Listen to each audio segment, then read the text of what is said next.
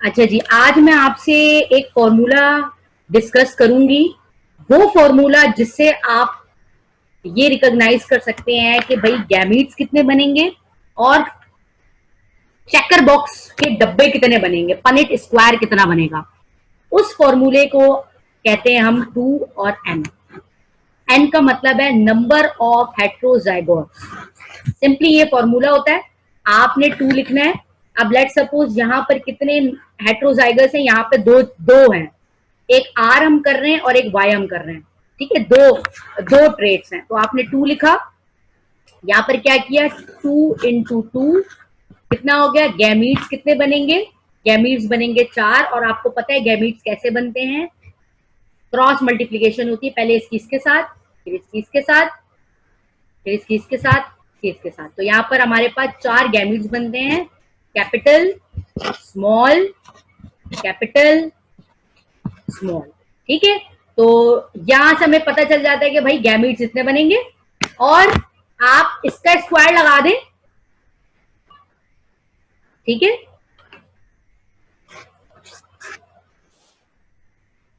Gametes इतने बनते हैं, 4 बन गए गैमीट्स।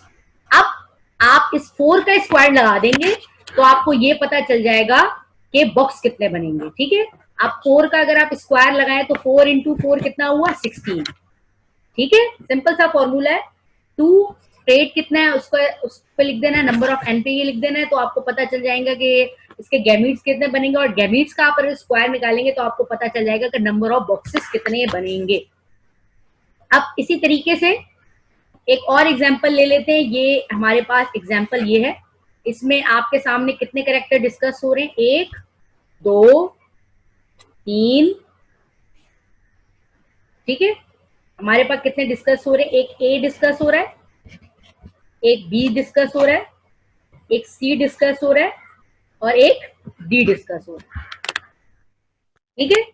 तो यहां पर हम क्या करेंगे, हम लिखेंगे 2, कितने करेक्टर हैं, 4 करेक्टर हैं, तो आप इसके ऊपर लिख देंगे 4। 2 इंटू 2 इंटू 2 इंटू 2, 2 2 जा 4, 4 2 जा 8, 8 2 जा 16। तो गैमीट्स कितने बनेंगे, 16 बनेंगे।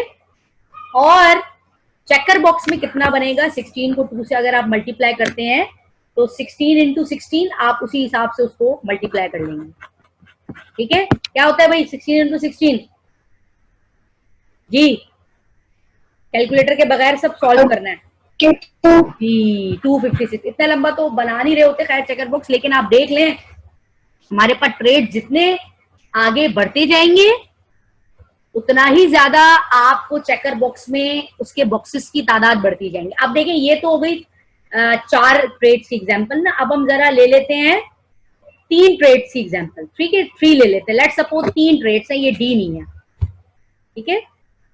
हम सपोज करते हैं कि यहां पर ये डी नहीं है, ठीक है जी। लेट सपोज यहां पे 3 करेक्टर, ठीक है। अब अगर लेट सपोज हमारे पास 3 करेक्टर होंगे तो 3 को कैसे करेंगे, अच्छा गैमीट्स कैसे बनता है, 2 का गैमीट्स बनाना बड़ा आसान होता है, 3 के गैमीट्स कैसे बनाता है वो मैं अलग आपको एक ट्रिक बताऊंगी जो कि कराची बोर्ड में नहीं है, वो अलग से मैंने उसकी निकाली है। तो वो मैं आपको ट्रिक बताऊंगी कि किस तरीके से 3 के गैमीट्स बनते हैं। पहले हम ये तो देख लें कि कितने गैमीट्स बनेंगे। अगर हमारे पास ट्रेड्स 3 होंगे, यानी कि लेट सपोज अगर मैं ये कहूं कि मेरे पास करेक्टर है 3, ठीक है। अगर मैं ये कहूं करेक्टर है मेरे पास 3, तो मैंने यहाँ कर दिया 3, ठीक है। 2 इंटू 2 इंटू 2, 2 2 जा 4, 4 2 जा 8, 8 गैमीट्स बनेंगे। 1 2 3 4 5 6 7 8, 1 2 3 4 5 6 7 8, ऐसे बॉक्स करके 8 गैमीट्स बनेंगे।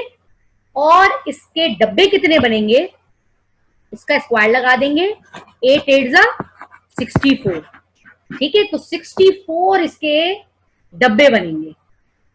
यस गुड अरीबा, ठीक है।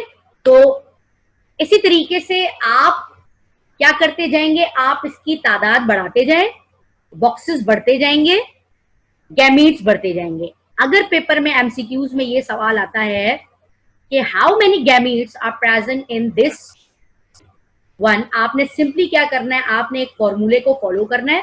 वो फॉर्मूला है 2 के ऊपर n, ठीक है।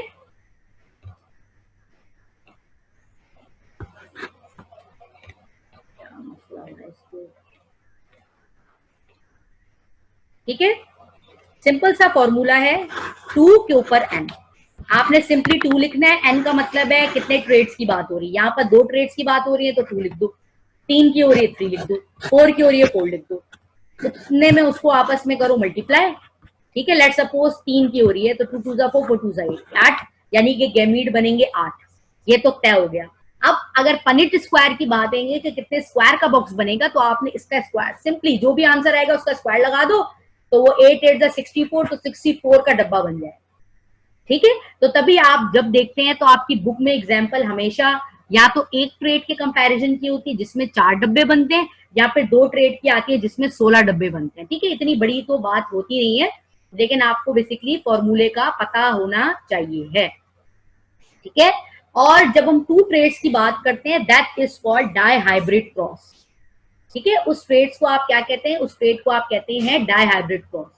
डायहाइब्रिड क्रॉस में कितने कैरेक्टर्स की बात होती है, डायहाइब्रिड क्रॉस में 2 कैरेक्टर की बात होती है। और पॉसिबल गैमीट्स कैसे बनते हैं, ये कैसा बना भाई, ये 2 कैसे बने, ये आपको पता है P1, लेकिन यानी कि आपको पता है जब पेरेंट्स आपस में क्रॉस करते हैं तो ये जो होता है ये रिजल्ट बनता है F1 के रिजल्ट में, ठीक है। तो जब F1 से आप 2 F1 का आपस में क्रॉस करवाते हैं तो 2 F1 के रिजल्ट में हमारे पास गैमीट्स बनते हैं। तो अब यहाँ पर हमें कैसे पता 4 गैमीट्स बनने, हमने सिंपली क्या किया, 2, डायहाइब्राइड का मतलब है 2 होंगे, तो 2 into 2, तो कितना हो गया, 2 2 4। गैमीट्स कितने बनेंगे, 4 गैमीट्स बनेंगे, ये आप देख लें कैसे 4 बने हुए, ठीक है।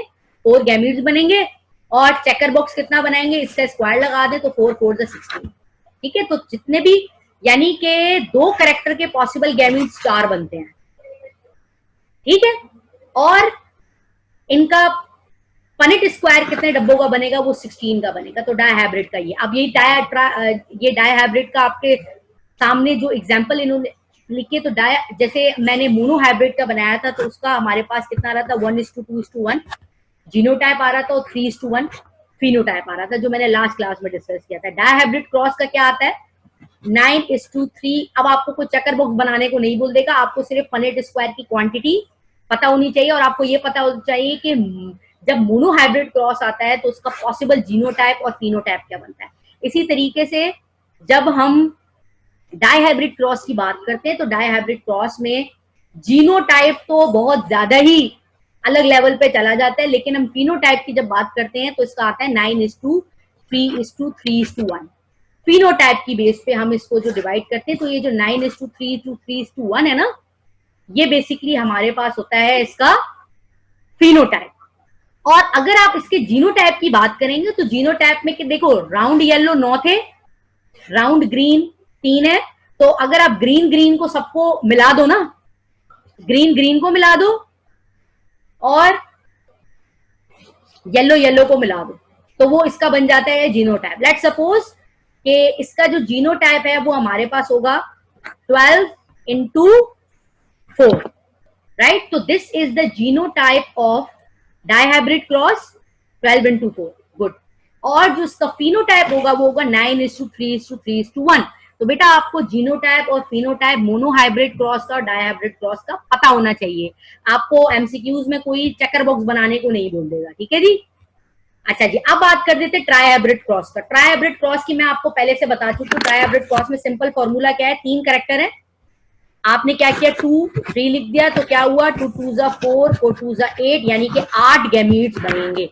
अब देखो बड़ा मुश्किल होता है यार, ये 8 कैसे बनना है, ठीक है। और इसका बॉक्सेस कितने बनेंगे, इसको आप 2 कर दें तो 8 8 कितना हो जाता है, 64 हो जाता है। अब हम सिंपली देख लेते हैं कि गैमीट्स कैसे बनाते हैं। गैमीट्स हमेशा बनाते हैं by a method that is called fork line method. तो 2 हाइब्रिड के बाद, 2 जो डायहाइब्रिड के बाद मोनो ट्राइहाइब्रिड हो, टेट्राहाइब्रिड हो, पेंट्राहाइब्रिड हो, जितने भी हाइब्रिड हो, आप उसके possible gametes fork line method के थ्रू बनाते हैं। अब फॉर्क लाइन मेथड बड़ा आसान सा मेथड है, बिल्कुल आसान सा मेथड है, ठीक है। सबसे पहले तो आपने ये देखना है कि भाई इसके अंदर गैमीट्स कितने हैं, ठीक है। आपको ये पता, यानी कि मैं यहाँ पर आपको 3 का कैसे पॉसिबल गैमीट्स बनाते हैं वो बनाना सिखा रही हूँ, ठीक है। तो 3 का जो पॉसिबल गैमीट्स होते हैं वो बेसिकली बनते हैं फॉर्क लाइन मेथड से। अब लेट सपोज आपके पास 3 गैमीट्स, ठीक है, एक है ये, एक है ये और एक है ये, 3 करेक्टर है। Let suppose it's a colour, it's a height, it's a shape, let suppose 3 का। अब आपने इसका कैसे आप पॉसिबल गैमीट्स बनाएंगे, आपको ये तो बात समझ आ गई कि इसके टोटल 8 गैमीट्स बनेंगे, लेकिन 8 गैमीट्स बनेंगे कैसे? सिंपल सा फॉर्मूला है, जैसे आप बनाते हैं ना एसपीडीएफ का, जब आप बनाते हैं केमिस्ट्री के अंदर, ठीक है, इलेक्ट्रॉनिक कॉन्फ़िगरेशन करते हुए, बिल्कुल उसको फॉलो करते हुए आपने बनाना है, ठीक है। अच्छा, अब ये बनता कैसे है? अब देखें, अब बनता है इस तरीके से। सबसे पहले आपने गैमीट्स को डब्बे में ऊपर लिख देना है, ठीक है। अच्छा, आपके पास एक अदर पेपर भी दिया जाता है, लेकिन उस पेपर को एमसीक्यूज के वक्त पे बुक पे बोलते नहीं लिखो, तो आप पेपर पे छोटा छोटा करके इसको कर सकते हैं, ठीक है। लेकिन ये चीज फटाफट करनी है आपने, ये बिल्कुल मैं शॉर्टेस्ट मेथड बता रही हूँ। अब लेट सपोज हर एक को आपने खोल देना है। एक पहले आपने ना 4 डब्बे बनाने हैं। एक में आप करेंगे ए लिख देंगे, छोटा ए नीचे लिख देंगे। फिर आप क्या करेंगे, फिर क्या आपने बी को डिवाइड करना है, बी बी बी बी। फिर आपने सी को डिवाइड करना, C capital small capital small capital small capital small. समझ आ रहा है? इस तरीके से आपने बनाना है, यानी ए के सामने बी बी, फिर उसके अंदर भी डिवीजन। तो ये डिवीजन इस तरीके से ना ये फॉर्क बन जाएगा। ये देख लो, ये बन रहा है फॉर्क, ये और फिर ये, दिस इज कॉल्ड फॉर्क। अब फॉर्क बन गया, अब इसको प्रोपोर्शन कैसे करोगे आप?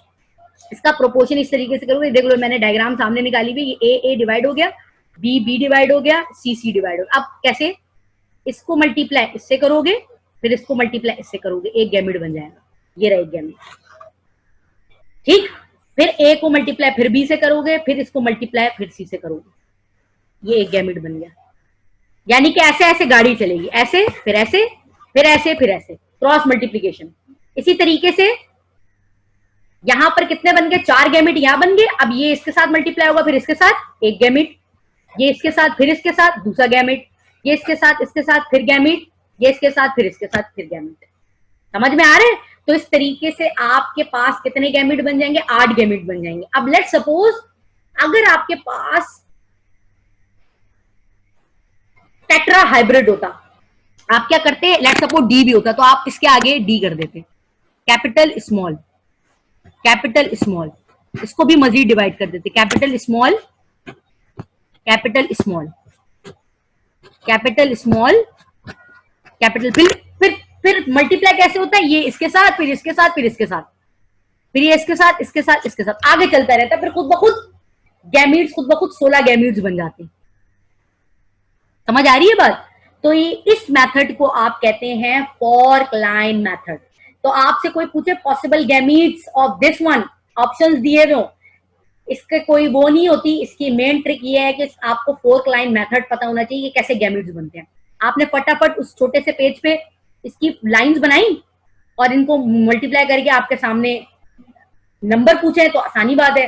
अगर नंबर पूछेंगे तो इस मेथड से करना है, बॉक्स पूछे तब भी इसको डबल कर देना है, और अगर पॉसिबल गैमीट्स पूछे तो आपने फटाफट पॉसिबल गैमीट्स के लिए फॉर्क लाइन मेथड के थ्रू इसको सॉल्व कर लेना है। ठीक है, तो ये समझ आ गया सबको? अच्छा, अब आपको ना ये नजर आ रहा है एक और चीज, यहाँ पर ये क्या लिखा हुआ है? 3/4, 1/4, 3/4, 1/4। इसको कहते हैं प्रोबेबिलिटीज। इसे क्या कहते हैं? प्रोबेबिलिटीज। प्रोबेबिलिटीज का मतलब है प्रिडिक्शन। अगर मैं कह रही हूं कि अगर राउंड मल्टीप्लाई करेगा, क्रॉस करेगा रिंकल के साथ, तो प्रोबेबिलिटीज क्या आएंगी? तो 4 जो गैमीट्स बनते हैं डॉटर, ये होता है प्रोबेबिलिटी, यानी कि मे बी पॉसिबल ये बने। दिस इज कॉल्ड प्रोबेबिलिटी, और इसे लॉ ऑफ प्रोबेबिलिटीज, ये बेसिकली एक लॉ था जिसके अंदर बताया गया था। अब प्रोबेबिलिटी को कैसे डिस्क्राइब किया जाता है ये सुने। अगर आपके पास 4 पनेट स्क्वायर हैं, तो हर एक बनता है 25% से। 100% पे हमेशा देखो प्रोबेबिलिटी हमेशा 100% की होती है ना, परसेंटेज हमेशा 100 का होता है ना, तो हर परसेंटेज अगर आप 100 को आपने डिवाइड कर दिया 4 पे तो आपके पास 25 आता है, तो इसका मतलब हर प्रोबेबिलिटी 25% की। अगर लेट सपोज इसमें से 3 जो है वो राउंड आ रहे हैं, वो अलग बात है, फिनोटाइप को देख रहे हैं हम, ठीक है। जीनोटाइप को देखेंगे तो प्रोपोर्शन और ज्यादा रीडिवाइड हो जाएगा, लेकिन अगर आप फिनोटाइप को देखेंगे तो फिनोटाइप में क्या हो जाएगा, मिक्स हो जाएगा। लेट सपोज जैसे मैंने बात की थी 1:2:1, इसमें प्रोबेबिलिटी क्या आ रही है, 25% 1 है, 25% 1 है और 50% 2 है। और अगर आप फिनोटाइप की बात करेंगे तो 3:1, इसका मतलब ये हो गया 75% और ये हो गया 25%। तो आपको ये प्रोबेबिलिटी पता होनी चाहिए, यानी कि आपको ये बात पता होनी चाहिए कि अगर आप एक पनेट स्क्वायर की बात करते हैं, आप एक पनेट स्क्वायर की बात करते हैं और इस पनेट स्क्वायर में 4 डब्बे हैं, आपने 5-6 क्लास में क्या पढ़ा था, एक को मैं कलर कर दूं तो 4 में से 1 पे कलर है, 2 को मैं कलर कर दूं तो 2 है, 3 को मैं कलर कर दूं तो 3 है। तो ये होता है प्रोपोर्शन। इसी तरीके से अगर आप मोनो हाइब्रिड क्रॉस करते हैं तो मैं बोल रही हूँ 4 में से जो 3 है वो टॉल है, तो आप क्या करेंगे 75% ना, तो उस परसेंटेज को आपको प्रोबेबिलिटी बनाए डिवाइड कर देते हैं 100 पे तो 0.75, और एक 1 ड्वार्फ है तो कितना हुआ 0.25। समझ आ रहे हैं? तो आप इसे कहते हैं law of probability in genetics, ठीक है।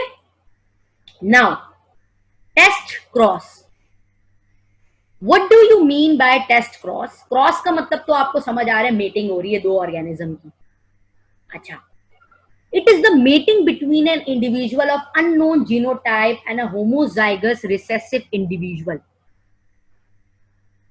अब यहाँ पे क्या हो रहा है कि टेस्ट क्रॉस एक ऐसी मैटिंग है जिसके अंदर एक जो जीनोटाइप है वो होमोजाइगस रिसेसिव के साथ मैटिंग कर रहा है, ठीक है। एक एग्जांपल इन्होंने ये दे दी है, ये देख लें, इसकी एक एग्जांपल यहाँ पे हम ले लेते हैं। इन्होंने 2 एग्जांपल दिए, ये जीनोटाइप है जिसके अंदर 2 स्मॉल है 1 कैपिटल है, लेकिन अगर आप उसको क्रॉस एक ऐसे उससे कराए जो कि होमोजाइगस रिसेसिव है, समझ आ रहा है क्या कर रहे हैं, होमोजाइगस रिसेसिव। अच्छा, इसके अंदर एक चीज की कमी है, ये है B capital C small C, ठीक है। ये अननोन जीनोटाइप है। अननोन जीनोटाइप का मतलब है अभी आपको इसकी बेसिकली फिनोटाइप नहीं पता कि ये एक्चुअल में फिजिकली अपीयरेंस किस तरह की शो करेगा, लेकिन आपको ये बात पता है इसकी कि भाई ये जो है ना, ये होमोजाइगस रिसेसिव है। तो ये होमोजाइगस रिसेसिव का मतलब है ये पूरा का पूरा ब्लू, अगर मैं इसको ब्राउन कह रही हूं तो मैं इसको कह रही हूं ब्लू, ये डोमिनेंट है, ये रिसेसिव है। यानी कि ऐसा कैरेक्टर जो प्योर रिसेसिव से मिलके बना हो, उसका क्रॉस अगर आप एक जीनोटाइप के साथ करवा दें, that is called test cross, ठीक है। जिसमें यहां पर जो एग्जांपल दी हुई आपको पता है, कैपिटल अगर बी है तो वो ब्राउन से रिप्रेजेंट कर रहा है, स्मॉल बी है तो वो ब्लू से रिप्रेजेंट कर रहा है, ठीक। अगर वो कैपिटल सी है तो वो कर्ली और स्मॉल सी है तो स्ट्रेट। लेकिन यहां पर अगर कैपिटल आ रहा है तो इसका मतलब ये हेट्रोजाइगस डोमिनेंट है, इसका मतलब हेट्रोजाइगस गैमीट का क्रॉस आप होमोजाइगस रिसेसिव के साथ करवा रहे हैं, यानी एक ऐसे गैमीट के साथ करा रहे हैं जो कि पूरा का पूरा रिसेसिव कैरेक्टर रखता है, इसमें कोई भी डोमिनेंट कैरेक्टर का कोई भी गैमीट मौजूद नहीं है, that is called test cross. तो जब आप क्रॉस करवाते हैं तो पॉसिबल रिजल्ट 4 आते हैं, जिनमें से पॉसिबल रिजल्ट कुछ भी हो सकते हैं, राइट। अब वो पॉसिबल रिजल्ट अगर आप ये देखें, ये इसमें कंफ्यूज नहीं होना, ये बेसिकली मोनो हाइब्रिड है तो ये 4 के बना रहे, ये ऊपर नीचे करके इन्होंने बताया हुआ है।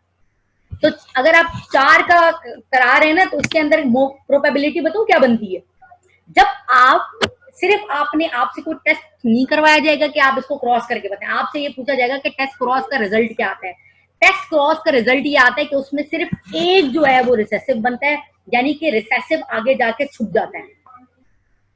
अगर 2 मैटिंग हो रही है 2 पेरेंट्स की, तो अगर एक पेरेंट ऐसा है जिसमें रिसेसिव कैरेक्टर ही है तो वो आगे मोस्ट प्रोबेबली 4 में से सिर्फ 1 में शो करेगा, 4 में से, ठीक है। अब आप यहाँ देख रहे हैं 4 में से सिर्फ 1 में शो कर रहा है, बाकी 3 के अंदर उसका कोई भी रिसेसिव कैरेक्टर शो नहीं होगा। This is called test cross. Now Mendel's law की हम जरा समरी की बात कर लेते हैं। भाई इसने 3 लॉ दिए थे, law of dominance, law of segregation, law of independent assortment. Law of dominance का मतलब सारे के सारे जो प्रोबेबिलिटी है वो 100% डोमिनेंट हो, वो आपको पता है F1 जनरेशन की बात होती है। F1 जनरेशन में सारे के सारे 100 होते हैं। लेकिन जैसे ही F2 जनरेशन की प्रोबेबिलिटी की बात कर लेते हैं तो F2 जनरेशन में आपके पास सारे डोमिनेंट नहीं होते, बल्कि 75 डोमिनेंट होते हैं और 25 टॉल होते हैं, यानी कि this is called law of segregation. Segregate का मतलब क्या है, ये आपस में जाके सेग्रीगेट हो जाता है, गैमीट एक दूसरे से सेग्रीगेट हो गया। समझ आ गई बात? तो सेग्रीगेट, ये देखो ये अभी एलील है ना, लेकिन ये एलीलिक फॉर्म जैसे ही आगे जाके बॉक्स में के अंदर गैमीट करता है तो ये अलग हो जाता है, सेग्रीगेट हो जाता है। जबकि यहां पर डोमिनेंस में क्या हो रहा था, सेग्रीगेट हो ही नहीं रहा था, क्योंकि हम इसके करेक्टर की बात करें, इस करेक्टर की बात करें, दोनों सेम ही है, लेकिन यहां पर ये और ये अलग अलग है। ठीक है, तो जब ये और ये अलग अलग है तो ये इंडिपेंडेंट है एक दूसरे से, ना ये इस पे डिपेंड करता है ना ये इस पे डिपेंड करता है। तो then independency is called law of independent assortment. Independent है ना, तभी आपको प्रोबेबिलिटीज डिफरेंट दिखाई दे सकती हैं। अगर आप सिंपल राउंड ग्रीन के बीच में करवा रहे हैं, एक तो राउंड है ऊपर से ग्रीन है, राउंड ग्रीन यानी कि आप ये कह रहे हैं कि राउंड और रिंकल भी है और ग्रीन और येलो भी है, यानी कि डाई हाइब्रिड है। तो इंडिपेंडेंट है ना, इंडिपेंडेंट है तो राउंड भी बना रहे हैं और येलो भी बना रहे हैं, राउंड भी बना रहे हैं और ग्रीन भी बना रहे हैं। ऐसा नहीं होगा कि जो अच्छा अच्छा करेक्टर है, डिजायरेबल करेक्टर है, वो एक गैमिट बनाएगा। यानी कि डिजायरेबल करेक्टर क्या है, राउंड होना और ग्रीन होना। ये एक हमारा क्या कह सकते हैं उसे, मोस्ट जो है ना मांगे जाने वाला करेक्टर है। कि आप मार्केट में गए हैं और आप कह रहे हैं यार ये एक तो मैं प्लांट लेने जा रहा हूं तो वो टॉल भी होना चाहिए और उसके अंदर फ्रूट भी अच्छा होना चाहिए, तो this is a desirable character.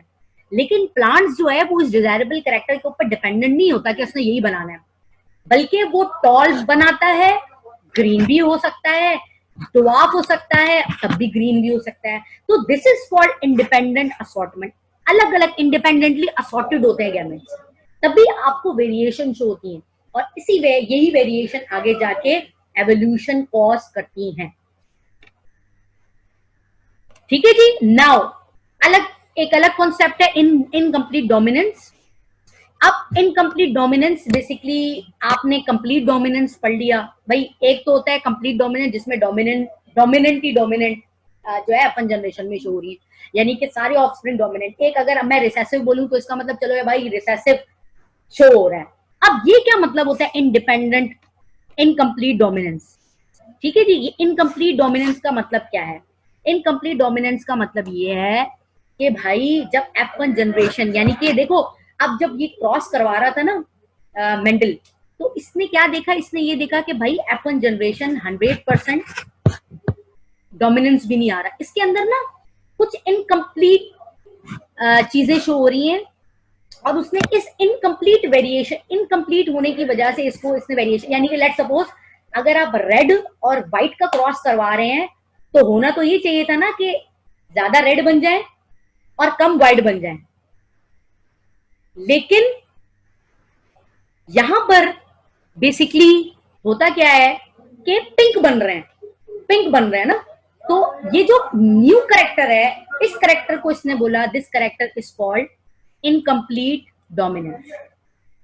ठीक है, तो इनकम्प्लीट डोमिनेंस वो यानी कि जरूरी नहीं होता कि जब आप एक जो है वो प्योर करेक्टर का इम्प्योर करेक्टर के साथ करवाएं और हमेशा प्योर बने F1 जनरेशन में, नहीं, बल्कि कुछ रिजल्ट ऐसे भी आते हैं और ये मेंडल ने ही ये ऑब्जर्वेशन की थी कि जो मिक्स करेक्टर हो, तो this mix character is called incomplete dominance.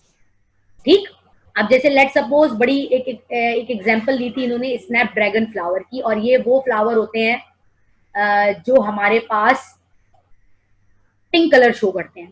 तो उसका वो देखो पिंक कलर कहां से ओरिजिनेट हुआ, रेड फ्लावर व्हाइट फ्लावर के साथ जब कर रहे हैं ना। अच्छा अब देखो, यानी कि हम क्या करते थे हम ये कहते, हम क्या कहते थे, अब जरा बेटा आप लोग जरा अपना दिमाग जो है ना बड़ा इसको समझे, क्योंकि ये इनकम्प्लीट डोमिनेंस और जो मैं आपको हेट्रोजाइगस डोमिनेंट की बात करी ना, ये अभी आपके कॉन्सेप्ट इंटरमिक्स ना हो जाए।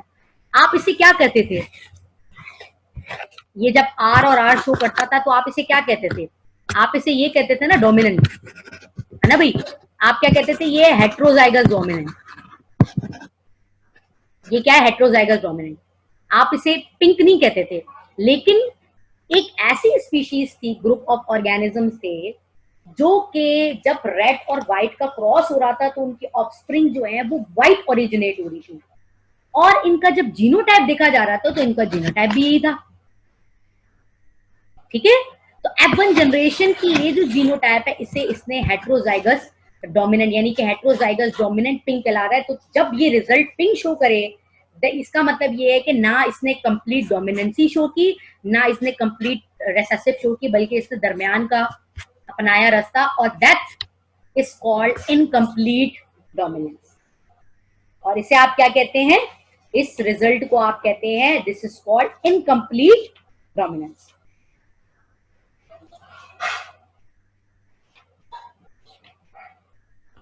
जी बेटा, इज इट क्लियर?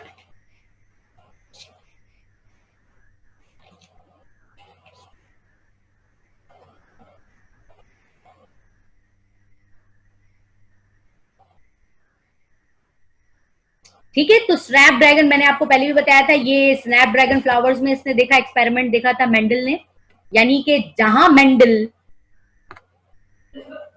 मेंडल वो ये बोलता था कि ये जो कैपिटल आर है और स्मॉल आर है, जहां मेंडल इस बात को कहता था कि भाई ये जो कैपिटल आर स्मॉल आर है, हमने तो ये पढ़ा था ना, अभी तक मैं आपको यही बता रही थी ना, जो 1:2:1 आ रहा था और 3:1 आ रहा था, मैं तो यही बता रही थी आपको कि 3 रेड है, ये हो ये रेड है, ये हो ये भी रेड है। लेकिन यहाँ पर कुछ फ्लावर्स ने अलग सी अपनी प्रॉपर्टीज शो की, and that property is called incomplete dominance. तो यहाँ पर एक न्यू टर्मिनोलॉजी की ओरिजिनेशन हुई, that is called incomplete dominance.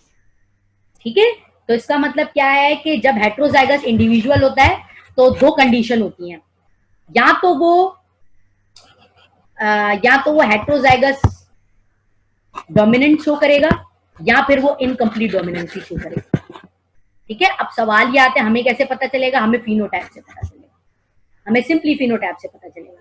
और इसकी कॉमन एग्जांपल हमारे पास कौन से फ्लावर्स में दिखती है, इसकी जो कॉमन एग्जांपल है वो हमारे पास स्नैप ड्रैगन फ्लावर में दिखती है, जो कि पिंक कलर का फ्लावर है, वाइल्ड फ्लावर है। ठीक है, ये देख लें, रेड और व्हाइट का कराया तो भाई क्या हुआ, F1 सारी की सारी पिंक हुई।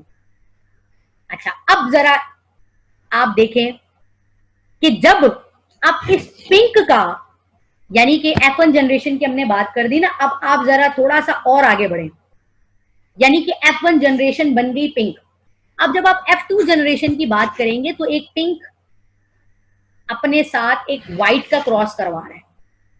तो जब एक पिंक अपने साथ व्हाइट का क्रॉस करवाएगा तो उसके अंदर जो प्रोबेबिलिटीज बनेंगी, 4 लेट सपोज प्रोबेबिलिटी बन रही है, तो उसमें एक ये भी हो सकता है कि एक रेड बन जाए। समझ आ रही है बात?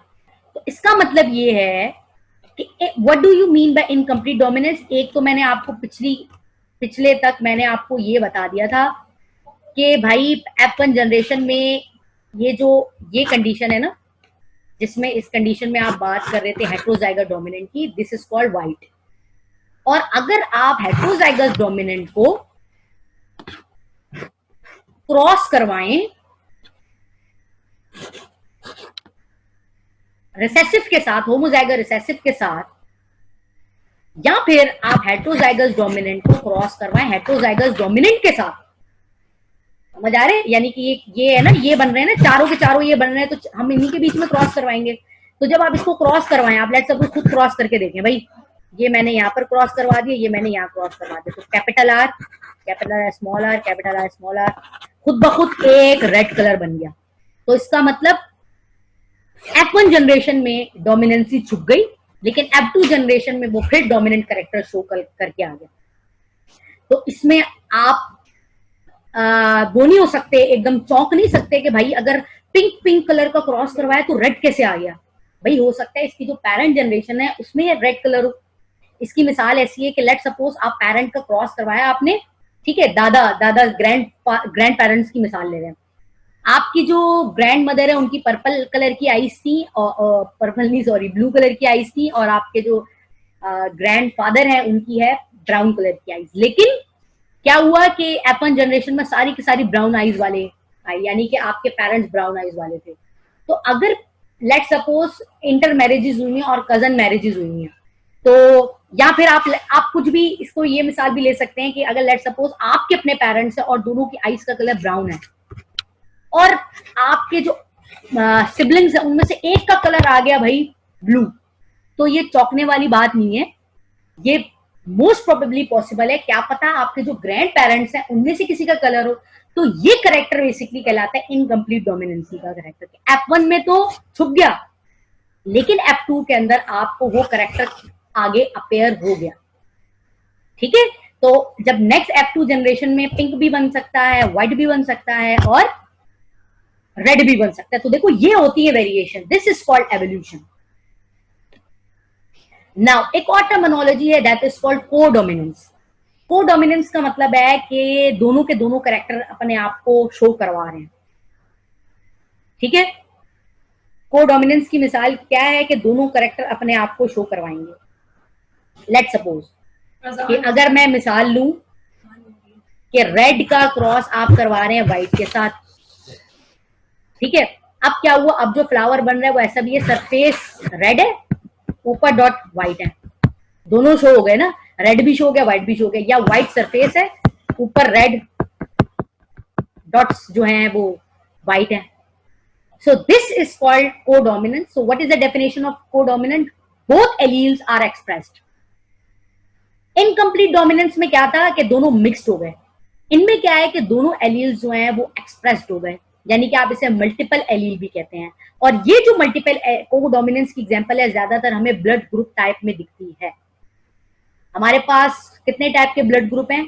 4 डिफरेंट टाइप के ब्लड ग्रुप मौजूद हैं, A B AB O। अगर आप इसके एंटीजन की बात करते हैं तो ए के जीनोटाइप, अच्छा ये तो है फिनोटाइप, ये है इसका जीनोटाइप। अब जीनोटाइप जो है वो 2 किस्म का हो सकता है भाई, ठीक है जी। जीनोटाइप मैंने आपको क्या मिसाल दी, जीनोटाइप 2 किस्म का हो सकता है। ए ब्लड ग्रुप का एक ये हो सकता है कि भाई ये जो है ना ये एंटीजन है। आपको पता है कि ब्लड ग्रुप होता है, ब्लड ग्रुप के ऊपर एक प्रोटीन मौजूद होती है, that protein is called antigen. अगर ये एंटीजन ए है तो blood group A, antigen B है तो ब्लड ग्रुप बी। तो ये आई जो है, आई फॉर हमारे पास इम्यूनोग्लोबिन की, immunoglobin is a type of protein, I इससे डोनेट करता है। तो अगर ये ए मौजूद है तो इसका मतलब ये भी हमारे पास जीनोटाइप है ब्लड ग्रुप ए का, और अगर ये है तब भी जीनोटाइप है ब्लड ग्रुप ए का। और आपको ये पता होना चाहिए I represent O blood group, I recessive है, तो 2 जीनोटाइप इसके हो गए। इसका मतलब दिस इज अ कोडोमिनेंस। समझ आ रहा है? ब्लड ग्रुप बी दोनों शो कर सकता है, दोनों बी और बी और आई, ए बी ये। अच्छा ये जो ए खास तौर पे ये ज्यादातर एक्सप्रेस करती है कोडोमिनेंस की एग्जांपल को, क्योंकि यहाँ पर दोनों ने, ना ए ने बी को सप्रेस किया ना बी ने ए को सप्रेस किया, बल्कि दोनों की दोनों एक्सप्रेस हुई। तो ये जो एक्सप्रेशन है ए का होना और बी का शो करना, दैट इज कॉल्ड कोडोमिनेंस। तो पेरेंट्स का अगर ब्लड ग्रुप ए बी है तो इसका मतलब इनके पास एंटीजन ए भी मौजूद है, एंटीजन बी भी मौजूद है। और एक होता है ओ ब्लड ग्रुप, इसका मतलब एंटीजन कोई भी मौजूद नहीं है ब्लड ग्रुप पे, this is called O blood group, इसका मतलब दोनों रिसेसिव है, ठीक है। तो ये जो कैरेक्टर है जैसे होता नहीं डोमिनेंट और रिसेसिव, तो ये डोमिनेंसी की शो करती है, ये जो है वो रिसेसिवनेस शो करती है, ठीक है। फॉर एग्जाम्पल अगर एक मैंने प्रॉब्लम ले ली, ये मोस्ट प्रोबेबली आती है उसके अंदर, और उसमें प्रोबेबिलिटीज भी पूछी जा सकती हैं। होमोजाइगस मेल टाइप ए होम, अब देखो भाई ये क्या है, होमोजाइगस ब्लड ग्रुप ए, ये क्या है, heterozygous blood group A. Homozygous blood group A, heterozygous blood group A, heterozygous blood group A B, homozygous O recessive, ठीक है। अब यहाँ पे देख लो होमोजाइगस मेल की बात हो रही है, मेल बी की बात हो रही है। अच्छा भाई, अब हमेशा आपने याद रखना है जब भी आपके सामने प्रॉब्लम ह्यूमन से रिलेटेड की जाए, मेल फीमेल से रिलेटेड की जाए, तो जब भी चेकर बॉक्स बनता है ना, और ये हमेशा मोनोहाइब्रिड की बात करते हैं, डायहाइब्रिड की बात नहीं करते, मोनोहाइब्रिड क्रॉस यानी कि आपके दो गैमीट्स बनेंगे और 4 बॉक्स बनेंगे। तो हमेशा y एक्सिस पे आता है मेल और x एक्सिस पे आता है फीमेल के गैमेट्स। ठीक है, पहले तो ये आप कभी यहाँ तो पूछ लेते हैं, या तो इसका फिनोटाइप बताते हैं तो आपको जीनोटाइप खुद लिखना होता है, या जीनोटाइप बताते हैं तो आपको फिनोटाइप खुद लिखना होता है। अब यहाँ पे लेट सपोज बोला हुआ है होमोजाइगस मेल टाइप बी।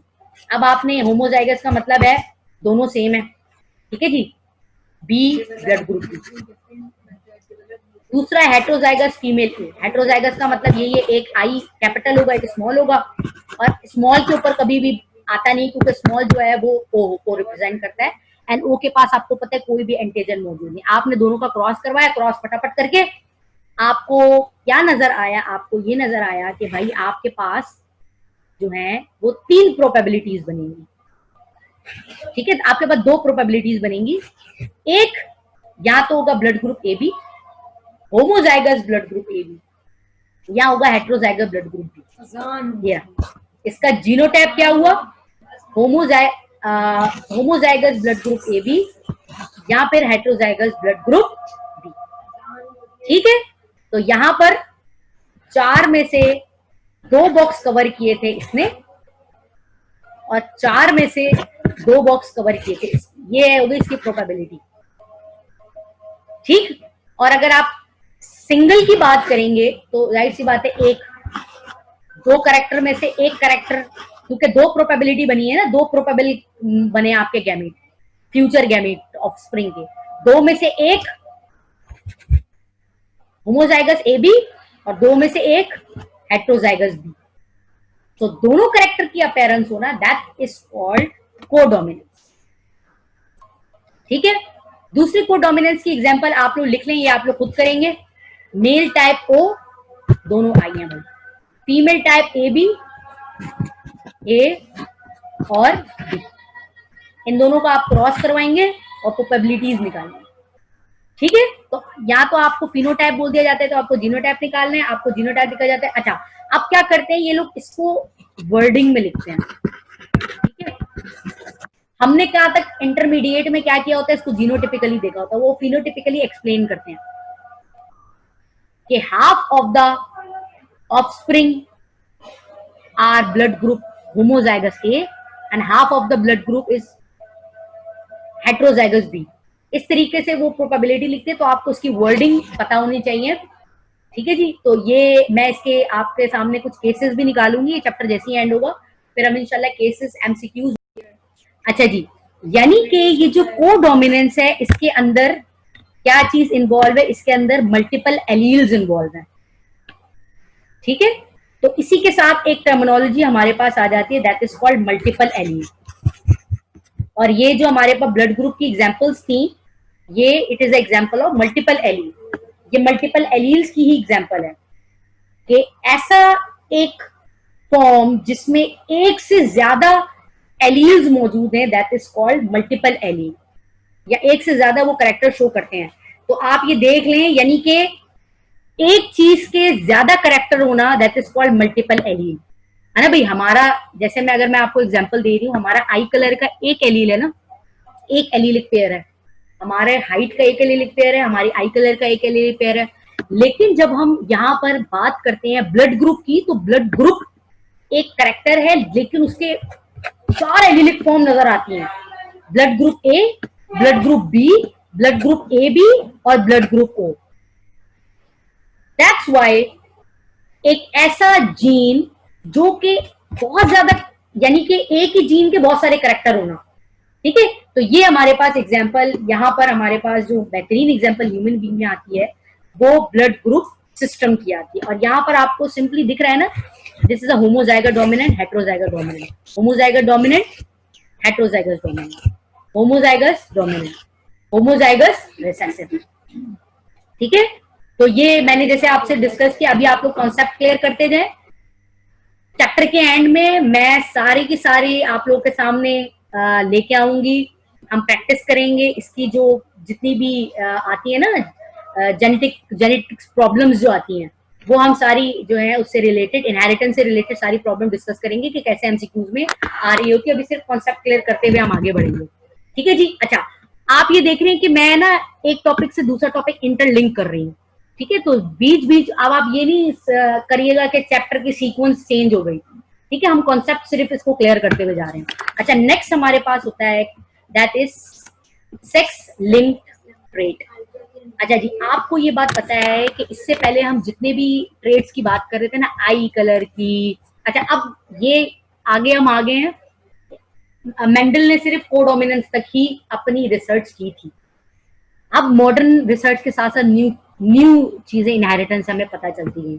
अच्छा जी, मैंने आपको बताया था जब हम कार्योटाइप देखते हैं किसी भी क्रोमोसोम की, क्रोमोसोम 1 से लेकर क्रोमोसोम नंबर 22 तक जो ऑटोसोम्स थे, अच्छा ऑटोसोमल लिंक या ट्रेड डिजीज अलग होती है, और स्पेसिफिकली जो क्रोमोसोम नंबर 23 है जो कि एक्चुअल में सेक्स क्रोमोसोम है, ठीक है, जो हमें पता है कि जब हम यहाँ पर एक्स एक्स की बात करें तो इसका मतलब हम यहाँ पर फीमेल की बात कर रहे हैं, और जब हम एक्स और वाई की बात करें तो इसका मतलब यहाँ पर हम मेल की बात कर रहे हैं। तो इस क्रोमोसोम के ऊपर अगर कोई जीन अटैच है और ये जीन कुछ पर्टिकुलर ट्रेट शो कर रहा है, इस ट्रेट को हम कहते हैं सेक्स लिंक्ड ट्रेट्स, यानी कि jeans located on sex chromosome are called sex linked trait। समझ आ गई वर्ड का मतलब क्या क्या मैंने बताया? ऑटोसोम्स की बात नहीं करें हम, सेक्स क्रोमोसोम के ऊपर जो जीन अटैच है अगर उसके, और तभी होता है ना कि अगर इसमें कोई प्रॉब्लम आ गई तो फिर वो आगे जेनेटिकली, ये जो हो गई जेनेटिकल डिजीज, अब ये आगे जाएगी, ट्रांसफर होती रहेगी, क्योंकि ऑटोसोम तो हमारी बॉडी तक रह जाती है ना। हम जो गैमीट्स को आपस में शेयर करते हैं, एक मेल फीमेल, वो कौन सा गैमीट शो करते हैं? वो सेक्स गैमीट शो करते हैं, ठीक है। तो फीमेल का जीनोटाइप है XX, मेल का जीनोटाइप है XY। अच्छा, अब होता ये है कि ज्यादातर जो ट्रेट्स होते हैं ना वो एक्स के रिलेटेड होते हैं। क्यों भाई? इसकी क्या रीजन है? मैंने ये इसका रीजन आपसे अगर एमसीक्यू से पूछा जाए, इसका रीजन ये है क्योंकि वाई इतना छोटा होता है, हाँ वाई इतना छोटा है कि इसके ऊपर, वाई के ऊपर इतने जीन्स ही अटैच नहीं होते। तो वाई पे इतने जीन्स अटैच नहीं होते तो बहुत कम चांसेस होते हैं कि कोई ऐसा जीन हो जो कि वाई क्रोमोसोम से आगे जा रहा हो डिजीज लेके, या कोई ऐसा जीन हो जो वाई क्रोमोसोम की वजह से प्रोमिनेंट हो। ज्यादातर जो डिजीज होती हैं वो एक्स लिंक्ड होती है, एक्स क्रोमोसोम होती है। मैं उसका रीजन आपको बता चुकी, क्यों? क्योंकि इसका साइज बड़ा होता है एज कम्पेयर टू वाई, क्योंकि वाई सिर्फ सेक्स डिटर्मिनेशन के लिए होता है, वाई कोई जेनेटिक कोई ट्रेट अपेयरेंस के लिए नहीं होता, सिर्फ और सिर्फ सेक्स डिटर्मिनेशन के लिए सेक्स डिटरमाइन करता है। इसमें और इसमें फर्क ही वाई का है, और वाई से मेल हो जाता है। तो आप यहाँ देख लें, एक एग्जांपल हम लेते हैं, आई colour in the fruit fly, Drosophila की हम बात कर रहे हैं, और ड्रोसोफिला में हमारे पास ड्रोसोफिला का भी जो एक्स एक्स है वो फीमेल होती है और एक्स वाई है वो मेल होता है, ठीक है। तो सेक्स क्रोमोसोम की हम बात कर रहे हैं, तो वो क्रोमोसोम जो कि इसके सेक्स क्रोमोसोम पे अटैच है that is called sex linked trait, ठीक है। एक चीज आपने ये बात याद रखनी है। अच्छा, इनमें ये बात आपने याद रखनी है कि यहाँ पर जो वाई क्रोमोसोम है वो सेक्स डिटर्मिनेशन के लिए इन्वॉल्व नहीं होता, यानी कि हमारे यहाँ तो ये होता है ना कि मैं अगर आपको बोल दूं वाई तो आप कुछ भी देखे बगैर भी बोल देंगे कि भाई ये हमारे पास क्या है, ये हमारे पास मेल है, ठीक है। लेकिन अगर ड्रोसोफिला की हम फ्रूट फ्लाई की बात करते हैं तो उसके अंदर वाई क्रोमोसोम जो है वो सिर्फ और सिर्फ सेक्स डिटर्मिनेशन के लिए पार्टिसिपेट नहीं करता, बल्कि ये अपने ऊपर कुछ करैक्टर भी शो करता है जो कि आगे उसके ट्रांसफर होते हैं। अब हम सेक्स लिंक ट्रेट्स की बात करते हैं, प्रॉब्लम्स की बात करते हैं ड्रोसोफिला से रिलेटेड। अच्छा भाई, दो ड्रोसोफिला हमारे पास होती है, रेड कलर एक है व्हाइट कलर। अच्छा, ये जो रेड कलर है ना ये बेसिकली वाइल्ड कलर है। हमें वाइल्ड टाइप का मतलब ये होता है कि जो नॉर्मल ड्रोसोफिला होती है ना वो उनकी आईज का कलर रेड होता है, लेकिन कुछ ड्रोसोफिला ऐसी है जिन पे व्हाइट भी है, ठीक है। तो आपने क्या किया, आप अगर मेल की बात करें, अब देखें यहाँ पहले हम सिर्फ गैमीट्स की बात कर रहे थे, अब हम उसको सेक्स लिंक गैमीट्स की बात करें, यानी कि अगर मैं मेल बोलूंगी तो मैं एक्स और वाई लिखूंगी, अगर मैं फीमेल बोलूंगी तो मैं एक्स और एक्स लिखूंगी। अगर ये रेड आई है तो रेड का मतलब है मैं वाई के ऊपर नहीं लिखूंगी, क्योंकि वाई के ऊपर इसलिए लिखूंगी कि वाई पे इतने सारा गैमीट्स अटैच नहीं हुए हैं, ठीक है, इतने ज्यादा जीन्स अटैच नहीं हुए हैं। तो रेड जो है वो रेड अपेयरेंस हमेशा वाई पे ही होती है, ठीक। तो यहाँ पर ये जो रेड कलरेशन है ना वो वाई के ऊपर शो होती है। आप देख लें इसको, अगर मैं क्लियर करके दिखाऊं तो इसके ऊपर कोई भी जीन्स अटैच नहीं है, सारे जीन्स इस पे अटैच है। क्यों? क्योंकि इसका साइज छोटा है, इसका साइज बड़ा है। तो यहां पर भी हम अगर बात करें तो वाई यहाँ पर भी कोई भी ट्रेट्स जो है वो नहीं ले। तो अब आपको ये पूछना चाहिए ना कि भाई हम ड्रोसोफिला की एग्जांपल क्यों, क्योंकि ह्यूमन से बहुत मिलता जुलता होता है, ठीक है। तभी हम जैसे हम फ्रॉग का डायसेक्शन करते हैं क्योंकि उसका सिस्टम मिलता है, तो यहाँ पर हम ड्रोसोफिला को इसलिए करते हैं क्योंकि वो ह्यूमन से थोड़ा सा ट्रेट सिमिलर करता है। और जबकि हम अगर व्हाइट की बात करें तो व्हाइट में चूंकि दोनों में लगे होते हैं, तो हम रेसेसिव की बात करें तो हम इसकी बात करें।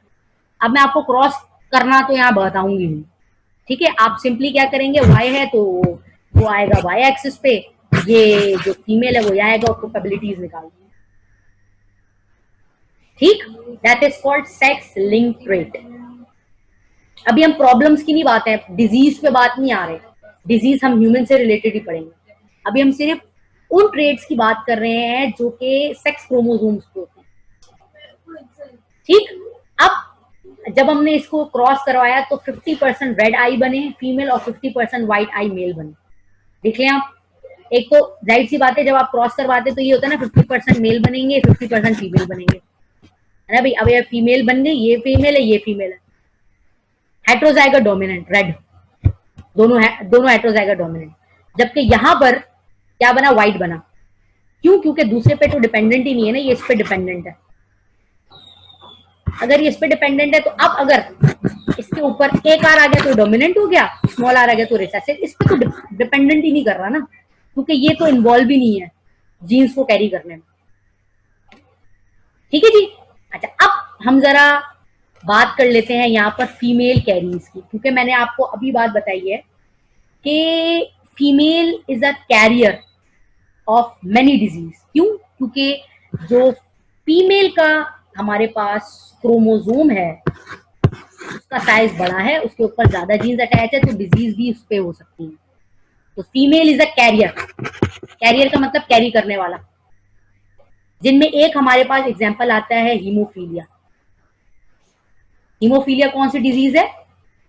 जिसमें ब्लड क्लॉट नहीं होता, ठीक है। तो womens are carrier and man have phenotype more often. अब क्या हो रहा है कि मेल है ही नहीं कैरियर, इसमें एग्जांपल आ रही है कि अच्छा, अब यहाँ पर ये जो चीज है ना ये कहलाती है पेडिग्री। क्या कहलाती है ये कहलाती है पेडिग्री। पहले हम इसको देख लेते हैं। पेडिग्री हमेशा याद रखिएगा, ये एमसीक्यूज में आ जाती है। स्क्वायर रिप्रेजेंट करता है मेल को, सर्कल रिप्रेजेंट करता है फीमेल को, और इसको हम रिप्रेजेंट करते हैं अननोन, यानी हमें नहीं पता मेल होगा फीमेल होगा। दरमियान वाले की बात नहीं कर रहे हैं, इसका मतलब है हमें नहीं पता मेल है फीमेल है। अगर वो शेप कलर्ड है, इसका मतलब है कि वो बेसिकली हमारे पास डिजीज से रिलेटेड है, या ये जो जीन्स है वो मेल में मौजूद है, ठीक है।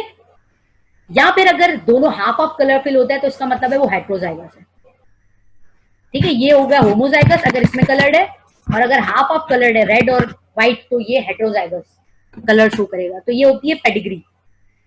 अच्छा, ये एक शेप होती है, इस शेप को आप क्या कहते हैं, सिप शेप लाइन कहते हैं, जो कि आगे मजीद जब जैसे मेल फीमेल का क्रॉस करवाएं तो क्या क्या ऑफस्प्रिंग बनेंगे, ट्विंस भी बन सकते हैं, आइडेंटिकल ट्विंस भी बन सकते हैं, फ्रेटर्नल ट्विंस भी बन सकते हैं, और सिंगल भी बन सकते हैं।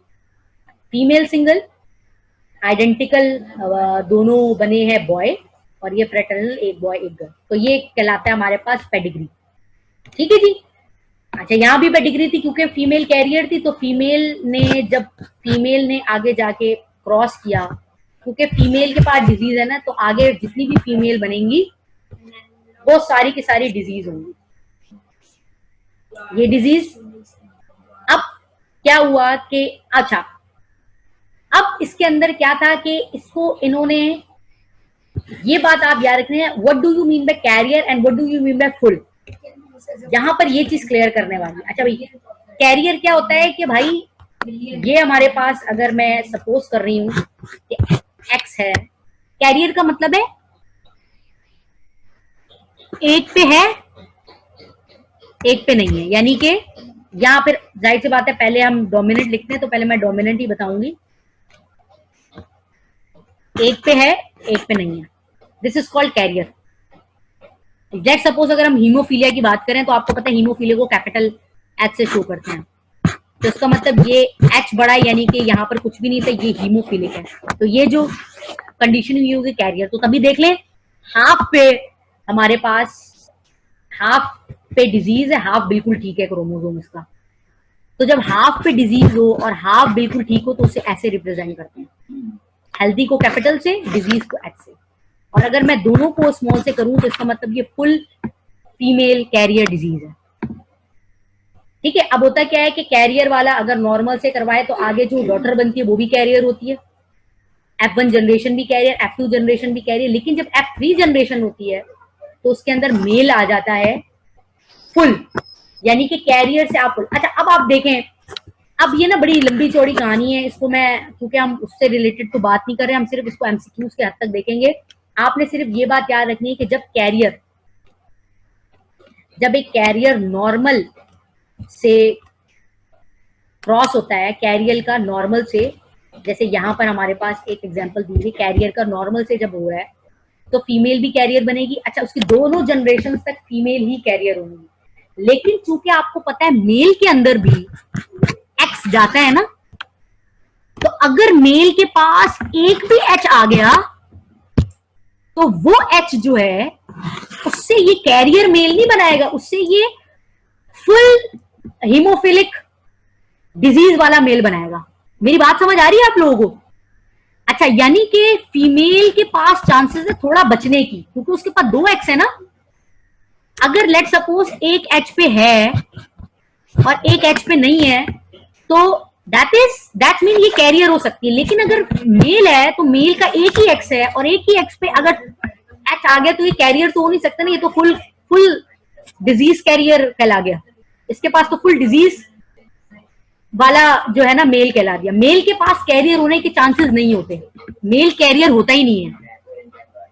ठीक है, या तो मेल हेल्दी होगा या तो मेल हीमोफिलिक होगा। समझ आ रही है बात?